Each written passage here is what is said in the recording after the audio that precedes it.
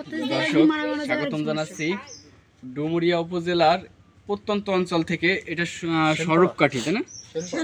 সেনপাড়া থেকে। তো এই গ্রামে গতকাল বা গত পরশু দিন একটি ঈগল পাখি, এইখানে যে ইয়াং জেনারেশন আছে তারা কিন্তু রাস্তায় কুড়িয়ে পেয়েছে একটি ঈগল পাখি।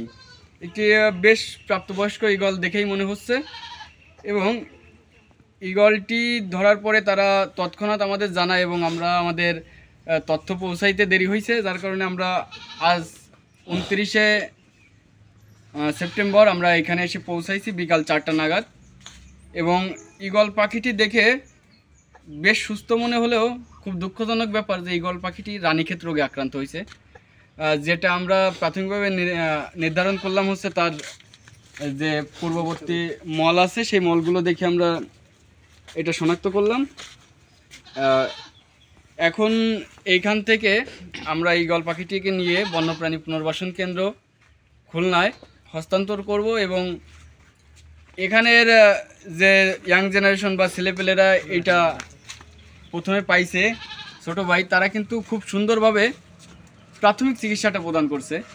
ছোট ভাই, তুমি প্রাথমিক চিকিৎসাটা কি কি ব্যবহার করছো? মানে আমি যখন আসছি দেখি এখান থেকে রক্ত বেরোচ্ছে, বুঝছেন? এবার এখানে লোকে আপনার মনে করেন যে আস মুরগি খেতে গেলে এরকম হলদি দিতে, তারপরে যা যা দেওয়া সম্ভব তাদের দিছি, দেওয়ার পরে ওখানে মনে করে রাখিয়ে দিছি এটা ইসের মধ্যে, বড় হচ্ছে খোলা না জায়গার মধ্যে।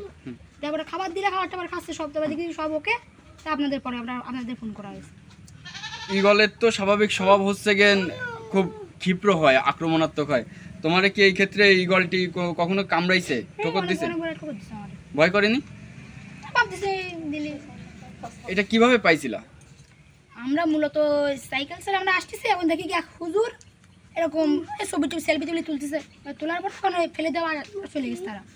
এবার ওখান থেকে কুকুরে এসে কত কুকুরের সাথে মারামারি করতেছে। এবার আমরা যে এগিয়ে নিয়ে তারপর এই আনতেছে, অনেকেই বলতেছে ছেড়ে তো উড়ে যাবে না। তো আমরা দেখতেছি কি আমাদের রক্ত একটু বেরোচ্ছে, তাই বাড়ি এনে রেখে দিছি। রেখে দেওয়ার পরে তাই আপনাদের ফোন করা হয়েছে। হুজুররা সেলফি তুলছে, ছবি তুলছে, তোমরা তোলনি? এইটা কিন্তু একটা বর্তমান বাংলাদেশের একটা বিশাল চিত্র কিন্তু সে কথার মাধ্যমে তুলে ধরছে যে একদল হুজুর টাইপের লোকজন তারা কিন্তু সেলফি তুলছে, ছবি তুলছে এবং ভিডিও হয়তো করছে, কিন্তু তুলে ফেলে দিয়ে চলে গেছে। এবং সে কিন্তু নিজে, ছোট ভাইটি, সে কিন্তু নিজে কিন্তু কোনো ছবি তোলেনি। কিন্তু এর যে সব থেকে জরুরি যে বিষয়টা প্রাথমিক চিকিৎসা, এবং দ্বিতীয় যে ব্যাপারটা সেটা হচ্ছে গেন কোনো বন্যপ্রাণী রেস্কিউয়ারদের জানানো, সেটা সে সুষমভাবে সুন্দরভাবে পালন করছে দায়িত্ব দুটো। যদিও সে নিজের এই ক্রেডিটবাজি সেলফিবাজি না করে সে যেটা উপযুক্ত সেটা করছে। ধন্যবাদ ভাইটি তোমাকে। আর অঙ্কন,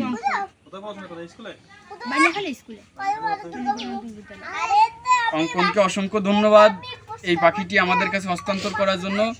এইটা কিন্তু একটা বিলুপ্ত বা মহাবিপন্ন প্রজাতির গোল্ডেন ঈগল,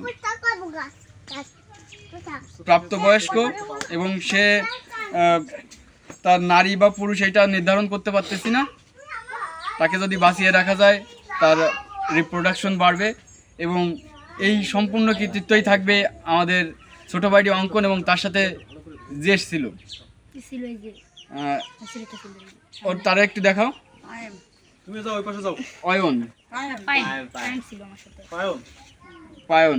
এই পাখিটি যদি বাঁচিয়ে রাখা সম্ভব হয় তাহলে এই পাখি যে রিপ্রোডাকশন হবে সেই, এবং প্রকৃতিতে এই পাখিটা পরবর্তীতে যত ধরনের উপকারী পরিবেশের জন্য ভারসাম্য প্রদানকারী কার্যক্রম পরিচালনা করবে, তার সম্পূর্ণ ক্রেডিটই এই দুই ভাই অঙ্কন এবং পায়েম দুইজনের।